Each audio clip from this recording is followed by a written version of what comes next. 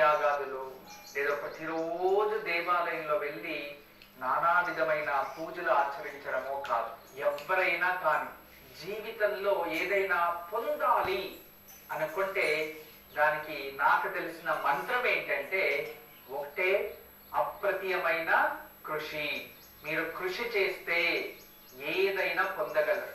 ఒక మంచి విద్యావంతుడు అవ్వాలంటే విద్యపై నిష్ఠ పెట్టి ఆ విద్య కోసం పరితపిస్తూ కృషి చేయాలి. వ్యవసాయంలో అభివృద్ధి చెందాలి అంటే మనం వ్యవసాయం పట్ల అవగాహన పెంపుకుంటూ వెళ్ళి కష్టపడి నిలబడి పని చేపిస్తే వ్యవసాయంలో అభివృద్ధి. ఒక గవర్నమెంట్ జాబ్ కావాలి అనుకుంటే వాళ్ళు అంతే, అప్రత్యమైన కృషి చేస్తేనే అది లభిస్తుంది. అలా మన జీవితంలో అభివృద్ధి చెందాలి, ఏదైనా పొందాలి అంటే దానికి అర్హత అవ్వాలి.